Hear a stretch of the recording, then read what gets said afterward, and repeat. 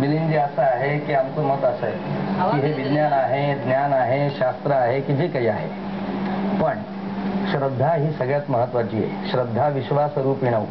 आणि जर एखाद्या व्यक्तीचं एखाद्या गोष्टीवर श्रद्धा असेल आणि त्या निमित्ताने तो एखादी गोष्ट करत असेल आणि एखाद्या ठिकाणी हरिकीर्तनात कलवदत हरिकीर्तन म्हणजे जर तो काहीतरी नामस्मरण करत असेल, प्रभूचं नामस्मरण जर दिवसभरातून त्याला एक 10-15 मिनिटं होत असेल आमच्या ज्योतिषशास्त्रामुळे, तर मला असं वाटतं ते वाईट काय?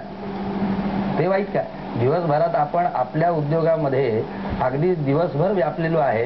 या सगळ्या विषयात जे आकडे मांडले जातात, जी कुंडली मांडली जाते आणि त्या अनुषंगाने जे भविष्य वर्तवलं जातं ते सुद्धा शास्त्रीय अशा पद्धतीवरचं आहे असं म्हणणं आहे तुमचं? पहा मिलिंद, असं आहे की सगळ्यात महत्वाची गोष्ट की श्रद्धा. मग ती श्रद्धा असेल तेव्हा शांती व्यक्तीला प्राप्त होईल, आणि जर ती श्रद्धाच नसेल तर शांतीचा प्रश्न येणारच नाही. आणि आमचं म्हणणं असं आहे की शास्त्राच्या माध्यमातून तुम्हाला काहीतरी कुठेतरी शांती प्राप्त व्हावी. अरे हो, बरोबर आहे, तुम्हाला सध्या 7:30 बरं का, काही दिवस पर्यंत तुम्ही असं करा. तुम्हाला सध्या राहूची महादशा आहे बरं का, मग सध्या काही दिवस तुम्ही अशा अशा पद्धतीची उपासना करा. काही ना काही माध्यमातून का होईना त्यांचं मन कुठेतरी शांत होईल, एकाग्र होईल, हा आमचा उद्देश आहे. श्रद्धा असेल तर त्या आकड्यांना अर्थ आहे, नाही तर त्या आकड्यांना अर्थ नाही. श्याम मानव आहेत आपल्या बरोबर, या सगळ्या चळवळीचे संस्थापक आहेत ते. सर काय सांगाल, काय वाटतं तुम्हाला? त्यांनी ते म्हटलं ते श्रद्धेच्या वर हे सगळे आकडे नंतर येतात का? मुळात श्रद्धाही खरं नाही आणि आकडे तर त्याहूनच नाहीत. म्हणजे बेसिकली कोणी प्रार्थना करतो आणि त्याला मानसिक समाधान मिळतं, त्याला काही विरोध करण्याचं कारण नाही. आम्ही जेव्हा 1982 साली हे संघटन सुरू केलं, अखिल भारतीय अंधश्रद्धा निर्मूलन समिती, त्याच वेळेस आमचा देवाधर्माला विरोध नाही, पण याच्या नावावर जे सर्वसामान्य लोकांना लुबाडतात त्यांच्या विरोधात ही चळवळ आहे, या पद्धतीनं काम करतो. आता यांनीच आपल्या तोंडाने सांगितलं की 7:30 आहे, ग्रहकाल आहे, शांती करून घ्या.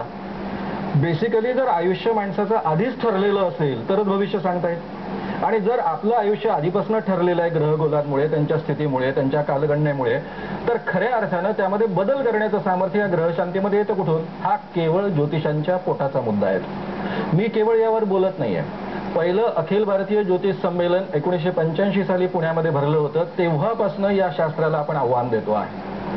आपण पहिले आव्हान 1 लाख रुपयाचं होतं, तर ते 11 लाख रुपयाचं झालेलं आहे की हे तुम्ही शास्त्र हे सिद्ध करा. ते कसं सिद्ध करता येणार आहे? साधी गोष्ट आहे, अगदी सिंपल गोष्ट आहे. तुम्हाला इथेच आव्हान आहे, 11 लाखाचं शास्त्र सिद्ध केलं काय आहे? कुंडल्या तुमच्याच ज्योतिषांनी बनवलेल्या आम्ही 20 कुंडल्या तुम्हाला देऊ. माणूस जिवंत आहे की मेला आहे एवढं केवळ 95% ते 90% करेक्ट सांगा, आमचं 11 लाख रुपयाचं पारितोषिक घेऊन जा. ज्योतिषी म्हणतात की आम्हाला हे सांगता नाहीत माणूस मेला आहे की जिवंत आहे. ठीक आहे, हरकत नाहीये. तुम्हाला ज्या गोष्टी तपासता येतात, म्हणजे माणसाचा अपघात झाला की नाही, त्याचं शिक्षण काय आहे, त्याला बायको आहे की नाही, मुलं किती आहे, ह्या ज्या गोष्टी तपासता येतात त्या कुंडल्यांच्या आधारावर